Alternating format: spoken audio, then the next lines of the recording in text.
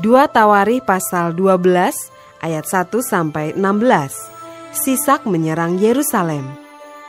Rehabeam beserta seluruh Israel meninggalkan hukum Tuhan ketika kerajaannya menjadi kokoh dan kekuasaannya menjadi teguh.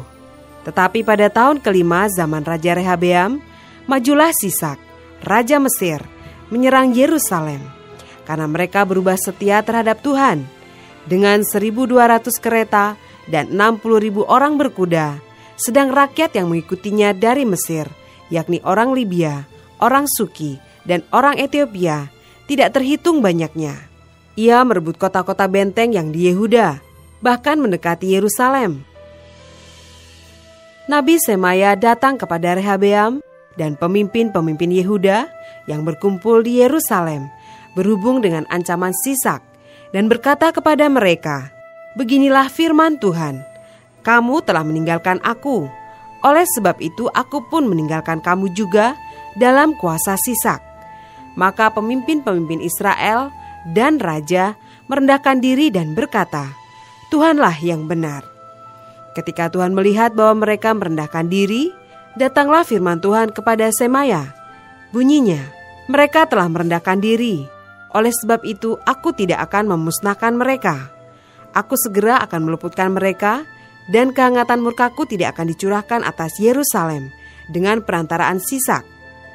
Tetapi mereka akan menjadi hamba-hambanya, supaya mereka tahu membedakan antara mengabdi kepadaku dan mengabdi kepada kerajaan-kerajaan duniawi." Maka majulah Sisak Raja Mesir itu menyerang Yerusalem. Ia merampas barang-barang perbendaharaan rumah Tuhan dan barang-barang perbendaharaan rumah raja. Semuanya dirampasnya. Ia merampas juga perisai-perisai emas yang dibuat Salomo. Sebagai gantinya, Raja Rehabeam membuat perisai-perisai tembaga yang dipercayakannya kepada pemimpin-pemimpin bentara yang menjaga pintu istana raja. Setiap kali raja masuk ke rumah Tuhan, bentara-bentara datang membawa masuk perisai-perisai itu, dan mereka pula yang mengembalikannya ke kamar jaga para bentara. Oleh sebab raja merendahkan diri, surutlah murka Tuhan daripadanya, sehingga ia tidak dimusnahkannya sama sekali. Lagi pula, masih terdapat hal-hal yang baik di Yehuda. Raja Rehabeam menunjukkan dirinya kuat dalam pemerintahannya di Yerusalem. Rehabeam berumur 41 tahun pada waktu ia menjadi raja, dan 17 tahun lamanya ia memerintah di Yerusalem, kota yang dipilih Tuhan dari antara segala suku Israel untuk membuat namanya tinggal di sana. Nama ibunya ialah Naama, seorang perempuan Amon. Ia berbuat yang jahat karena ia tidak tekun mencari Tuhan.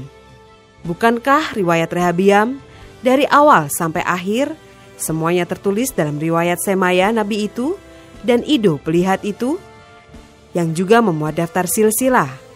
Antara Rehabeam dan Yerobeam terus-menerus ada perang. Kemudian Rehabeam mendapat perhentian bersama-sama dengan nenek moyangnya, dan ia dikuburkan di kota Daud. Maka Abia anaknya menjadi raja menggantikan dia.